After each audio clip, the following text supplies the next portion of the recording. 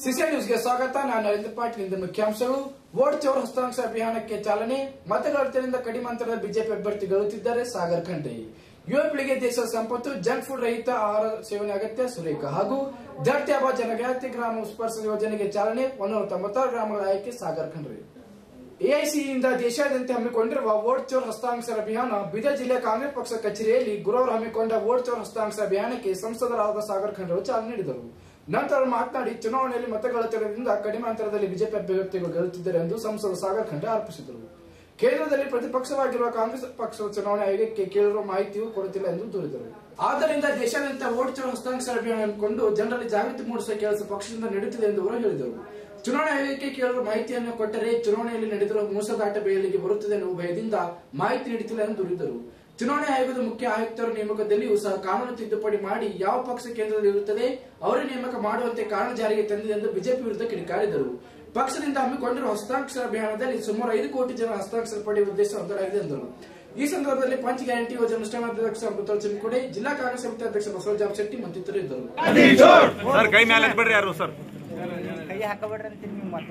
Vote चोर गद्दी चोर, vote चोर गद्दी चोर, वोट चोर गद्दी चोर, वोट चोर गद्दी चोर.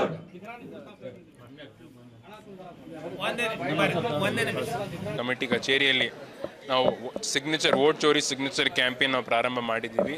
ಚುನಾವಣೆ ಆಯೋಗಕ್ಕೆ ನಾವು ಸಿಂಪಲ್ ಡೇಟಾ ಕೇಳ್ತಾ ಇದ್ದೀವಿ. ಏನಂತಂದರೆ CCTV ಫುಟೇಜು, ಪೋಲಿಂಗ್ ಬೂತಲ್ಲಿರೋ CCTV ಫುಟೇಜ್ ನೀವು ಕೊಡ್ರಿ ಅಂತಂಬೋದು. ಎರಡನೇದು ಏನು ಆನ್ಲೈನಲ್ಲಿ ಅಡಿಷನ್ ಡಿಲೀಷನ್ ವೋಟರ್ ಆಗ್ತಾ ಇದೆ, ಅದು ಲಾಸ್ಟ್ ಮಿನಿಟಲ್ಲಿ ಆಗಬಾರ್ದು, ಮತ್ತು ನೀವು ಯಾವುದೋ ಒಂದು ಡೆಡ್ಲೈನ್ ಫಿಕ್ಸ್ ಮಾಡಿರಿ ಅಂತ. ಜೊತೆ ಯಾವುದೇ ಒಂದು ಅಧಿಕಾರಿಗಳು ಇದರಲ್ಲಿ ತಪ್ಪಿಸ್ತಿರಿದ್ರೆ ಅವ್ರ ಮೇಲೆ ಕ್ರಮ ಆಗಬೇಕು. ಯಾಕಂದರೆ ಅಳಂದಲ್ಲಿ ಈಗಾಗಲೇ ಆಗಿದೆ. 18 ಸಲ ನಾವು ಬರೆದಿದ್ದೀವಿ ಚೀಫ್ ನಮ್ಮ ಸ್ಟೇಟ್ ಎಲೆಕ್ಷನ್ ಕಮಿಷನ್ ವತಿಯಿಂದ, ಆದರೂ ಕೂಡ ಉತ್ತರ ಸಿಕ್ಕಿಲ್ಲ. ಈ ಥರ ನಾವು ಚುನಾವಣೆ ಆಯೋಗಕ್ಕೆ ನಾವು ಇದೇ ಕೇಳ್ತಾ ಇದ್ದೀವಿ. ಮಷೀನ್ ರೀಡಬಲ್ ವೋಟರ್ ಡೇಟಾ, ನಮಗೇನು ವೋಟರ್ ಲಿಸ್ಟ್ ಇದೆ ಅಲ್ಲ, ಫಿಸಿಕಲ್ ಕಾಪಿಯಲ್ಲೇ ನೋಡೋಕ್ಕೆ ಸಾಧ್ಯವಾಗಲ್ಲ. ಇದರಲ್ಲಿ ವಿಶೇಷವಾಗಿ ನೋಡ್ಬೋದು ನೀವು, ಮಹದೇವಪುರ ಕ್ಷೇತ್ರದಲ್ಲಿ 1,02,50 ವೋಟು ನಮಗೆ 6 ತಿಂಗಳು ಟೈಮ್ ತಗೋತು ಮಾಡ್ಲಕ್ಕ. ಈಗ ನೀವು ಮಷೀನ್ ರೀಡಬಲ್ ವೋಟರ್ ಡೇಟಾ ಕೊಟ್ರಂತಂದರೆ ಪ್ರತಿಯೊಂದು ಕ್ಷೇತ್ರದಲ್ಲಿ ನಮ್ಗೆ ಈಸಿಯಾಗಿ ಮಾಡ್ಬೋದು. ಇದು ಎಲ್ಲ ಡೇಟಾ ಯಾಕೆ ಕೊಡ್ತಾ ಇಲ್ಲ ಅಂತಂಬೋದು ಒತ್ತಡ ಹಾಕೋಕ್ಕೆ ಈ ಸಿಗ್ನೇಚರ್ ಕ್ಯಾಂಪೇನ್ ಮಾಡಿ ಇಡೀ ದೇಶದಲ್ಲಿ, ಭಾರತ ದೇಶದಲ್ಲಿ 5 ಕೋಟಿ ಸಿಗ್ನೇಚರ್ ನಾವು ಕಲೆಕ್ಟ್ ಮಾಡಿ ನಮ್ಮ ಜಿಲ್ಲೆಯಲ್ಲಿ 1 ಲಕ್ಷ ಗುರಿ ಇಟ್ಟಿದ್ದೀವಿ. ಗುರಿ ಇಟ್ಟು ನಾವು ಬೀದಿಗಿಳಿದು ನಾವು ಹಳ್ಳಿಗೆ ಹೋಗಿ ನಾವು ಜನರಿಗೆ ನಾವು ಅರಿವು ಮೂಡಿಸಿ ಸಿಗ್ನೇಚರ್ ನಾವು ತೊಗೊಳ್ತೀವಿ. ಈಗ ನೋಡಿ, ಚುನಾವಣೆ ಆಯೋಗದವರು ಅಫಿಡವಿಟ್ ಕೇಳ್ತಾ ಇದ್ದಾರೆ. ಅಫಿಡವಿಟ್ ಯಾಕೆ ಬೇಕು ಅವರಿಗೆ? ಈ ರಾಹುಲ್ ಗಾಂಧೀಜಿಯವರು ಈಗಾಗಲೇ ಸಂವಿಧಾನ ಮೇಲೆ ಓದ್ ತೊಗೊಂಡಾರ, ಸಂಸತ್ನಲ್ಲಿ ಮೆಂಬರ್ ಆಫ್ ಪಾರ್ಲಿಮೆಂಟ್ ಸಂಸದರ ಆಗೋ ಟೈಮಲ್ಲಿ. ಇಷ್ಟೆಲ್ಲ ಆದಮೇಲೆ ಎವಿಡೆನ್ಸ್ ಕೊಟ್ಟ ಮೇಲೆ ನೀವು ಏನು ಈಗ ಎಲ್ಲರ ತಪ್ಪಾಯಿತು ಅಂತಂದ್ರೆ ಅವರು ಇಮಿಡಿಯೇಟ್ಲಿ ಎಂಕ್ವೈರಿ ಪ್ರಾರಂಭ ಮಾಡಿ ಎಂಕ್ವೈರಿ ಸ್ಟಾರ್ಟ್ ಮಾಡಬೇಕು. ಅದ್ರ ಬದಲಾಗಿ ನೀವು ರೈಟಿಂಗಲ್ಲಿ ಕೊಡ್ರಿ ಅಂತ ಕೇಳ್ತಾ ಇದ್ದಾರೆ. ಈಗ ಲೀಡರ್ ಆಫ್ ಆಪೋಸಿಷನ್ ಅಂತಂದರೆ ಇವರು shadow prime minister. Leader of opposition shadow prime minister ಇದ್ದಾಗ ಇವ್ರು ಎವಿಡೆನ್ಸ್ ಜೊತೆ ಕೊಟ್ಟಿದಾಗ ಇವ್ರು ಇಮಿಡಿಯೇಟ್ಲಿ ಎಂಕ್ವೈರಿ ಸ್ಟಾರ್ಟ್ ಮಾಡಿ ತಪ್ಪಿಸ್ತಾರ ಮೇಲೆ ಆಕ್ಷನ್ ಕ್ರಮ ತಗೋಬೇಕಾಗಿತ್ತು. ದಾಖಲೆ ಕೊಟ್ಟಾರಿ, ಎಲ್ಲ ಡೇಟಾ, ಎಲ್ಲ ಏನೇನು ಡೇಟಾ ಬೇಕಾಗಿದೆ ಎಲ್ಲ ರೀತಿಯಲ್ಲಿ ನಾವು ಕೊಟ್ಟಿದ್ದೀವಿ. 1,02,50 ಏನು ಫೇಕ್ ವೋಟರ್ಸ್ ಇದ್ದಾರೆ ಮಹದೇವಪುರ ಅಸೆಂಬ್ಲಿ ಕಾನ್ಸ್ಟಿಟ್ಯೂನ್ಸಿಯಲ್ಲಿ, ಎಲ್ಲ ಕೂಡ ಇದೆ. ಮತ್ತು ಇದು ಡೇಟಾ ನಾವು ಎಲ್ಲಿಂದ ತೊಗೊಂಡಿದ್ದೇವೆ? ಎಲೆಕ್ಷನ್ ಕಮಿಷನ್ ವೋಟರ್ ಲಿಸ್ಟಿಂದನೇ ತೊಗೊಂಡಿದ್ದೇವೆ, ನಾವು ಬೇರೆ ಕಡೆಯಿಂದ ತೊಗೊಂಡಿದ್ದೇವೆ. ಈಗ ನೋಡಿ, ನಾನು ಅದೇ ಕೇಳ್ತಾ ಇದ್ದೀನಿ. ರಾಹುಲ್ ಗಾಂಧೀಜಿಯವರು ಈಗಾಗಲೇ ಸಂವಿಧಾನ ಮೇಲೆ ಓತ್ ತೊಗೊಂಡಿದ್ದಾರೆ. ಓತ್ ತೊಗೊಂಡಿದ್ದಾದ್ಮೇಲೆ ಮತ್ತೆ ನಿಮಗೆ ಅಫಿಡವಿಟ್ ರೈಟಿಂಗಲ್ಲೆಲ್ಲ ಯಾಕೆ ಬೇಕು? ಈಗ ಕಂಪ್ಲೇಂಟ್ ಆದಮೇಲೆ ನೀವು ಎವಿಡೆನ್ಸ್ ಸಿಕ್ಕ ಮೇಲೆ ನೀವು ಇಮಿಡಿಯೇಟ್ಲಿ ಎಂಕ್ವೈರಿ ಸ್ಟಾರ್ಟ್ ಮಾಡಿರಿ. ಈಗ ನೋಡ್ರಿ, ಚುನಾವಣೆ ಆಯೋಗ ಪ್ರೆಸ್ ಕಾನ್ಫರೆನ್ಸ್ ಮಾಡಿರು, ತಾವು ಬಹುಶಃ ನೋಡಿತ್ತು. ಯಾವ ರೀತಿ ಅಹಂಕಾರದಲ್ಲಿ ಮಾತಾಡ್ತಾ ಇದ್ದಾರೆ ಚೀಫ್ ಎಲೆಕ್ಷನ್ ಕಮಿಷನ್ದವರು ಹಿಂದಿಯಲ್ಲಿ ಕಿ ಅಫಿಡವಿಟ್ ದೋ ವರ್ನ ದೇಶಕ್ಕೂ ಮಾಫಿ ಮಾಂಗು ಅಂತ. ಇವರು ಪಕ್ಷಾತೀತವಾಗಿರ್ಬೇಕು, ಸಂವಿಧಾನಕ್ಕೆ ಹುದ್ದೆಯಲ್ಲಿದ್ದಾರೆ, ಆದರೆ ಈ ಥರ ಅವರು ಸ್ಟೇಟ್ಮೆಂಟ್ ಕೊಡ್ತಾ ಇದ್ದಾರೆ. CCTV ಫುಟೇಜ್ ಯಾಕೆ ಕೊಡೋಕ್ಕಾಗಲ್ಲ ಅಂತಂದರೆ ನಮ್ಮ ತಾಯಿಂದರು ನಮ್ಮ ಅಕ್ಕ ತಂಗಿರೆಲ್ಲ ವೋಟ್ ಹಾಕ್ಯಾರ, ಅವ್ರ ರಕ್ಷಣೆಗಾಗಿ ನಮ್ಗೆ ವೋಟ್ ಕೊಡೋಕ್ಕಾಗಲ್ಲ ಅಂತ ಇದ್ದಾರೆ. ಇದು ಪೋಲಿಂಗ್ ಬೂತಲ್ಲಿ ಮತ್ತೆ CCTV ಫುಟೇಜ್ ಯಾಕೆ ಹಾಕ್ತಿರಪ್ಪ? CCTV ಕ್ಯಾಮರಾ ಯಾಕೆ ಹಾಕಿರಿ? ಮತ್ತೆ ಯುವ ಪೀಳಿಗೆ ಶಕ್ತಿ ಈ ದೇಶದ ನಿಜವಾದ ಸಂಪತ್ತಾಗಿದ್ದು, ಈ ಸಂಪತ್ತು ಬಲಿಷ್ಠವಾಗಬೇಕಾದರೆ ಮಿತ ಹಾಗೂ ಹಿತ ಆಹಾರ, ವಿಶೇಷವಾಗಿ ಜಂಕ್ ಫುಡ್ ರಹಿತ ಆಹಾರ ಸೇವನೆ ಅಗತ್ಯವಾಗಿದೆ ಎಂದು ಬೀದರ್ ವಿಶ್ವವಿದ್ಯಾಲಯ ರಿಜಿಸ್ಟರ್ ಆಡಳಿತ ಸುರೇಖ ನುಡಿದರು. ಇಲ್ಲಿ ನೆಹರು ಕ್ರೀಡಾಂಗಣದಲ್ಲಿ ಗುರುವಾರ ನಡೆದ ಗುರುನಾನಕ್ ಪಬ್ಲಿಕ್ ಶಾಲೆಯ ವಾರ್ಷಿಕ ಕ್ರೀಡಾಕೂಟ ಕಾರ್ಯಕ್ರಮದಲ್ಲಿ ಮಾತನಾಡಿದರು. ಕ್ರೀಡೆಯಿಂದ ವಿದ್ಯಾರ್ಥಿಗಳಲ್ಲಿ ಶಿಸ್ತು ಬರುತ್ತದೆ, ಜೊತೆಗೆ ಅವರಲ್ಲಿ ಮಾನಸಿಕ ಮತ್ತು ದೈಹಿಕ ಬೆಳವಣಿಗೆ ಸಾಧ್ಯವಾಗುತ್ತದೆ. ಈ ದಿಸೆಯಲ್ಲಿ ಅತ್ಯಂತ ಅಚ್ಚುಕಟ್ಟಾಗಿ ಶಾಲೆಯಲ್ಲಿ ಕ್ರೀಡೆ ದೇಶದ ಪ್ರಗತಿಯಲ್ಲಿ ಶಿಕ್ಷಕರ ಪಾತ್ರ ಅತ್ಯಂತ ಮಹತ್ವದ್ದಾಗಿದೆ. ಈ ನಿಟ್ಟಿನಲ್ಲಿ ಮಕ್ಕಳಲ್ಲಿ ಉತ್ತಮ ಸಂಸ್ಕಾರ ಬೆಳೆಸುವ ಶಿಕ್ಷಕರು ಕಾಳಜಿ ತೋರಬೇಕು. ತಂತ್ರಜ್ಞಾನದಲ್ಲಿ ನಾವು ಸಾಕಷ್ಟು ಮುಂದುವರಿದ್ದೇವೆ, ಅದರಂತೆ ಕ್ರೀಡಾಂಗಣದಲ್ಲಿ ಕೂಡ ಅಷ್ಟೇ ಪ್ರಮಾಣದಲ್ಲಿ ಮುಂದೆ ಬರೋಣ ಎಂದು ಸಲಹೆ ಮಾಡಿದರು. ಯಾವ ದೇಶದ ಅಭಿವೃದ್ಧಿಯನ್ನು ಬಹುತೇಕವಾಗಿ ಆ ದೇಶದ ಆರ್ಥಿಕ ಬೆಳವಣಿಗೆಯು ಮೇಲಿರಿಸಲಾಗಿರುತ್ತದೆ. ಆದರೆ ಶೈಕ್ಷಣಿಕ ರಂಗ, ಕ್ರೀಡಾ ರಂಗಗಳು ಕೂಡ ಅದಕ್ಕೆ ಪೂರಕವಾಗಿರುತ್ತವೆ ಎಂಬುದನ್ನು ಅರ್ಥೈಸಿಕೊಳ್ಳಬೇಕು. ಈ ನಿಟ್ಟಿನಲ್ಲಿ ಕ್ರೀಡಾ ರಂಗದ ಬೆಳವಣಿಗೆಗೆ ಒತ್ತು ಕೊಡಬೇಕಿದೆ ಎಂದರು. ಗುರುಣ ಪಬ್ಲಿಕ್ ಶಾಲೆ ಉಪಾಧ್ಯಕ್ಷ ಡಾಕ್ಟರ್ ರೇಷ್ಮಾ ಅವರು ಮಾತನಾಡಿ, ಇಂದಿನ ಮಕ್ಕಳು ಹೆಚ್ಚಾಗಿ ಕಂಪ್ಯೂಟರ್, ಇಂಟರ್ನೆಟ್ ಬಳಸುತ್ತಲೇ ಹೆಚ್ಚಿನ ಆಸಕ್ತಿ ತೋರುತ್ತಿದ್ದಾರೆ. ಮನೆಯಲ್ಲಿ ಕುಳಿತು ಮೊಬೈಲ್ನಲ್ಲಿ ಗೇಮ್ ಮಾಡಿದ ಮಕ್ಕಳ ದೈಹಿಕ ಮತ್ತು ಮಾನಸಿಕ ಬೆಳವಣಿಗೆ ಸರಿಯಾಗಿ ಆಗುವುದಿಲ್ಲ. ಇದನ್ನು ಎಲ್ಲ ಪಾಲಕರು ಅರಿತು ತಮ್ಮ ಮಕ್ಕಳಿಗೆ ಶಾಲೆಯಲ್ಲಿ ನಡೆಯುವ ಕ್ರೀಡಾ ಚಟುವಟಿಕೆಗೆ ಪಾಲ್ಗೊಳ್ಳುವಂತೆ ಅವರಿಗೆ ಪ್ರೇರಿಸಬೇಕು ಎಂದರು. ಮಕ್ಕಳು ಜಂಕ್ ಫುಡ್ ತಿನ್ನಬಾರದು, ಹೆಚ್ಚಾಗಿ ಪೌಷ್ಟಿಕ ಆಹಾರ ಸೇವನೆ ಮಾಡಬೇಕು ಎಂದು ಕರೆಕೊಟ್ಟರು. ಕಾರ್ಯಕ್ರಮದಲ್ಲಿ ಸಾರ್ವಜನಿಕ ಶಿಕ್ಷಣ ಇಲಾಖೆ ವಿಷಯ ಪರೀಕ್ಷಕ ಎಂಡಿ ಪುರಾಖಾನ್, ಪ್ರಾಂಶುಪಾಲರಾದ ನಳಿನ್ ಡಿಜೆ, ಮುಖ್ಯಗಳಾದ ಅರಿಫಾದಿ, ಡೀನ್ ಹನುಮಾನ್ ಮತ್ತು ಸಿಬ್ಬಂದಿ ವರ್ಗದವರು ಉಪಸ್ಥಿತರಿದ್ದರು.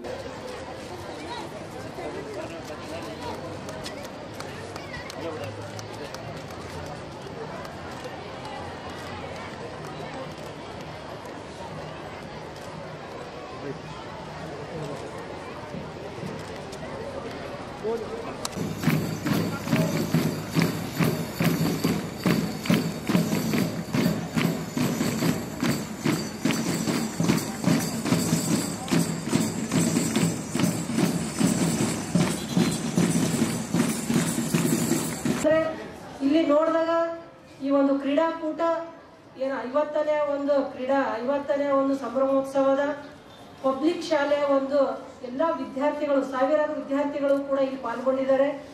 ಜೊತೆಗೆ ಒಂದು ಪ್ರತಿ ಒಂದು ಕ್ರೀಡಾಪಟುಗಳ ಒಂದು ತಂಡ ಇದಕ್ಕೂ ಕೂಡ ಪ್ರತಿಯೊಂದು ಬೇರೆ ಬೇರೆ ಹೂಗಳ ಒಂದು ಹೆಸರು ಕೊಡುವುದರ ಜೊತೆಗೆ ಮಕ್ಕಳಲ್ಲಿರುವಂತಹ ಒಂದು ಉತ್ಸಾಹವನ್ನು ಇನ್ನೂ ಈ ಒಂದು ಕ್ರೀಡಾಕೂಟದಲ್ಲಿ ಪ್ರತಿಬಿಂಬಿಸುವುದರ ಜೊತೆಗೆ ಕ್ರೀಡಾಕೂಟದಲ್ಲಿ ಮಕ್ಕಳಿಗೆ ಶಿಕ್ಷಣದ ಜೊತೆಗೆ ಅವರಲ್ಲಿರುವಂತಹ ಒಂದು ಪ್ರತಿಭೆ ಇರ್ಬೋದು, ಅವರ ಒಂದು ದೈಹಿಕ ಸಾಮರ್ಥ್ಯ ಇರ್ಬೋದು, ಜೊತೆಗೆ ಮಾನಸಿಕವಾದಂತಹ ಒಂದು ಸಾಮರ್ಥ್ಯವನ್ನು ಕೂಡ ಬಲಿಷ್ಠಗೊಳಿಸುವಲ್ಲಿ ಈ ಒಂದು ಸಂಸ್ಥೆ ಮಾಡಿರುವಂತಹ ಒಂದು ಅತ್ಯುನ್ನತ ಕಾರ್ಯ. ನಾವೆಲ್ಲರೂ ಕೂಡ ಈ ಒಂದು ಕಾರ್ಯಕ್ಕೆ ಎಷ್ಟು ವರ್ಣಿಸಿದರೂ ಕೂಡ ಕಡಿಮೆ ಅಂತ ಹೇಳಕ್ ಇಷ್ಟಪಡ್ತೀನಿ. ತಾವೆಲ್ಲರೂ ಕೂಡ ವಿದ್ಯಾರ್ಥಿಗಳು, ಕ್ರೀಡಾಪಟುಗಳಾಗಿ ತಾವೇನು ಈ ಒಂದು ಸ್ಟೇಡಿಯಂನಲ್ಲಿ ತಾವೆಲ್ಲರೂ ಕೂಡ ಪಾಲ್ಗೊಂಡಿದ್ದೀರಿ. ತಮ್ಮ ಒಂದು ಉತ್ಸಾಹ, ಈ ಒಂದು ಕ್ರೀಡೆಗಳು ಏನು ಇವತ್ತು ಮತ್ತು ನಾಳೆ 2 ದಿವಸದವರೆಗೆ ಈ ಒಂದು ಕ್ರೀಡೆಗಳು ನಡೀತಾ ಇದ್ದಾವ.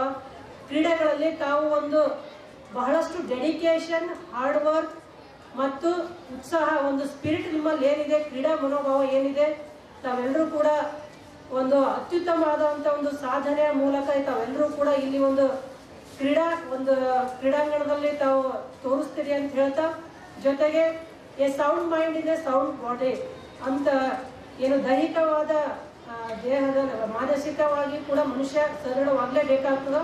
ಹಾಗಾಗಿ ತಾವೆಲ್ಲರೂ ಕೂಡ ಮೆಂಟಲಿ, ಸ್ಪಿರಿಚುವಲಿ ಆ್ಯಂಡ್ ಎಮೋಷ್ನಲಿ ಕೂಡ ಸ್ಟ್ರಾಂಗ್ ಆಗಬೇಕಾದ್ರೆ ತಾವು ಆ್ಯಕ್ಚುಲಿ ದೈಹಿಕವಾಗಿಯೂ ಕೂಡ ಫಿಟ್ ಆಗಬೇಕಾಗ್ತದೆ. ಹಾಗಾಗಿ ಇಂಥ ಒಂದು ತಮಗೆ ಸಿಗುವಂಥ ಒಂದು ಅಪಾರ್ಚುನಿಟೀಸ್, ಅವಕಾಶಗಳು ಮತ್ತೆ ಮತ್ತೆ ಸಿಗುವುದಿಲ್ಲ.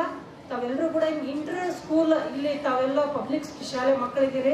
ಈ ಒಂದು ಅವಕಾಶವನ್ನು ತಾವು ಒಳ್ಳೆ ರೀತಿಯಲ್ಲಿ ಉಪಯೋಗಿಸ್ಕೊಂಡು ಅದರ ಜೊತೆಗೆ ತಮ್ಮ ಒಂದು ಸಾಮರ್ಥ್ಯವನ್ನು ಇಲ್ಲಿ ತೋರಿಸ್ರಿ, ತಮ್ಮ ಒಂದು ಪ್ರತಿಭೆಯನ್ನು ಇಲ್ಲಿ ಹೊರಗೆ ಹಾಕ್ರಿ. ಯಾವುದೇ ವಿದ್ಯಾರ್ಥಿ ಇಲ್ಲಿ ಸೋಲು ಮತ್ತು ಗೆಲುವು spirit of so you must now encourage all your team members from your school, but remember that it should be in a sportsman spirit. Okay, all of you should play in the spirit of sportsmanship, and the encouragement what you're going to give to your friends and your colleagues should be fair. No cheating in the games. And I hope all the children who are participating, all the finals are going to be conducted today, isn't it? Yes, sir? All the finals. So I hope all the children are prepared well. And this is the first time we are having inter-school competition in the stadium. So it's a big event. We are celebrating the Golden Jubilee of Gurnanak Public School. So a major event in the history of our schools. So I want all of you to play well, to participate in as many events as possible and do well. So God bless you, children. So success comes with hard work. There is no shortcut to success. Children over there, are you listening? So there is no shortcut to success. You have to work hard. ಕೇಂದ್ರ ಬುಡಕಟ್ಟು ವ್ಯವಹಾರಗಳ ಇಲಾಖೆ ವತಿಯಿಂದ ಬಿರ್ಸಾ ಮುಂಡಾ ಅವರ 150ನೇ ಜಯಂತಿ ಸಭೆ ನೆನಪಿಗಾಗಿ ಜಾರಿಗೆ ತಂದ ಭರ್ತಿ ಅಬ ಜನಜಾತಿ ಗ್ರಾಮ ಉತ್ಕರ್ಷ ಯೋಜನೆಯನ್ನು ಸಂಸದರಾದ ಸಾಗರ್ ಖಂಡ್ರೆ ಅವರು ಬುಧವಾರ ಜಿಲ್ಲಾ ಪಂಚಾಯತ್ ಸಭಾಂಗಣದಲ್ಲಿ ಚಾಲನೆ ನೀಡಿದರು. ನಂತರ ಅವರು ಮಾತನಾಡಿ ಕರ್ಮಯೋಗಿ ಅಭಿಯಾನ ಮೂಲಕ ಈ ಯೋಜನೆ ಅನುಷ್ಠಾನ ಸರಿಯಾದ ರೀತಿಯಲ್ಲಿ ಮಾಡಬೇಕೆಂದು ತಿಳಿಸಿದರು. ಅಧಿಕಾರಿಗಳೇ ಮಾಡಿರ್ತಾರೆ ಸರ್, ಇಲ್ಲ ಪರಿಶಿಷ್ಟ ಅಧಿಕಾರಿಗಳೇ ಮಾಡಿರ್ತಾರೆ ಸರ್. ಯಾರಿದ್ದಾರೆ ಅವ್ರು ಅದಕ್ಕೆ ಕೇಳ್ತಾ ಇದ್ದೀನಿ ನಿಮ್ಗೆ. ನಿಮ್ಗೆ ಅವರು ತಾಲೂಕು ಏನೋ ಮಾಹಿತಿ ಇದೆ, ಹಳೆಯವರು ಅವ್ರು ಇದ್ರು ಸರ್. ಕೊಡ್ತಾ ಇದ್ದೀನಿ ಅಂತಂದ್ರೆ ಜನಸಂಖ್ಯೆ ಎಲ್ಲಿ ಜಾಸ್ತಿ ಇದೆ ಅಲ್ಲಿ ಹಳ್ಳಿಗಳು ಕಡಿಮೆ ಆಗಿ ಆಗಿದೆ, ಎಲ್ಲ ಕಮ್ಮಿ ಇದೆ ಅಲ್ಲಿ ಹಳ್ಳಿಗಳು ಜಾಸ್ತಿ ಆಗಿ ಹಿಂಗ ಹೆಂಗಾಯ್ತು ಅಂತ ರಿಪೋರ್ಟ್ ಕೊಡ್ರಿ. ಯಾಕಂತಂದ್ರೆ ಎಲ್ಲಿ ಜನಸಂಖ್ಯೆ ಕಡಿಮೆ ಇದೆ ಅಲ್ಲಿ ಹಳ್ಳಿಗಳು ಜಾಸ್ತಿ ಆಗಿ ಅದು ಪಾಸಿಬಲ್ ಇಲ್ಲ, 50% ಜಾಸ್ತಿ ಇರೋದು. ನೀವು ಕರೆಕ್ಟ್ ರಿಪೋರ್ಟ್ ಕೊಡ್ರಿ. ಎಷ್ಟು ಹೆಚ್ಚಿಗೆ ಹಳ್ಳಿಗಳು ಹಾಕ್ಯಾವ ಅಷ್ಟು ನಮ್ಗೆ ಚಲೋ. ನೀವು ಎಲ್ಲ ಹೆಚ್ಚಿಗೆ ಆಗ್ಯಾವ ಮತ್ತೆ ನೀವು ಕಮ್ಮಿ ಮಾಡಕ್ ಹೋಗ್ಬೇಡ್ರಿ. ಎಲ್ಲಿ ಯಾವ ತಾಲೂಕುಗಳಲ್ಲಿ ಎಲ್ಲಿ ಹಳ್ಳಿಗಳು ಕಡಿಮೆ ಆಯ್ಕೆ ಆಗ್ಯಾವ ಅಲ್ಲಿ ಯಾವ ರೀತಿ ಜಾಸ್ತಿ ಮಾಡ್ಬೇಕು ಅಂತ ಪ್ಲಾನ್ ಮಾಡ್ರಿ.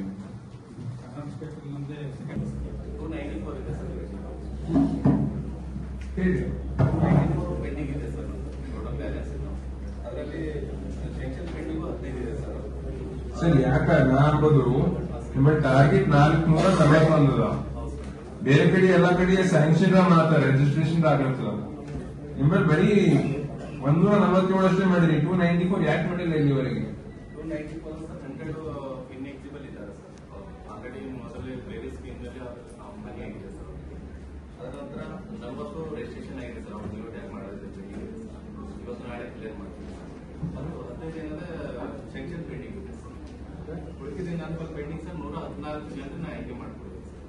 ಇನ್ನು 114 ಜನರಿಗೆ ಆಯ್ಕೆ ಮಾಡಿದ್ರು. ಯಾವಾಗ ತನಕ ಮಾಡ್ತೀರಿ ನೀವೇನ್ರ ಡೆಡ್ಲೈನ್ ಇಂದ ಫಿಕ್ಸ್ ಮಾಡಿರಿ ಎಲ್ಲರಿಗೆ ಮಾಡೋದಂತ? ಬೇಗ ಮಾಡ್ರಿ. ಈ ಇಯರ್ ಎಂಡ್ ತನಕ ನಾವೇನ್ 48,000 ಮನೆಗಳು ತಂದಿದೀವಿ, ಎಲ್ಲ 48,000 ಮನಿ ಸ್ಯಾಂಕ್ಷನ್ ಆಗ್ಬೇಕು. ಬರೀ 50% ಅಷ್ಟೇ ಆಗಿಲ್ಲ.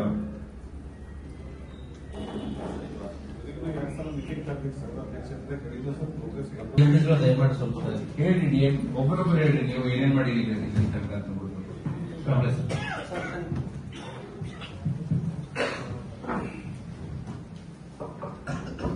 ಸರ್. ನನ್ನ ಹೆಸರು ಸಂಗಪ್ಪ ಕಂಬಳೆ.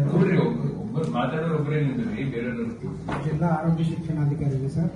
ನಾವು ಸ್ಟೇಟ್ ಪ್ರೊಸೆಸ್ ಲ್ಯಾಬ್ನಲ್ಲಿ 4 ದಿವಸ ಟ್ರೈನಿಂಗ್ ತಗೊಂಡು ಬೆಂಗಳೂರಿನಲ್ಲಿ ನಾವಿಲ್ಲಿ ಬ್ಲಾಕ್ ಲೆವೆಲ್ ಮಾಸ್ಟರ್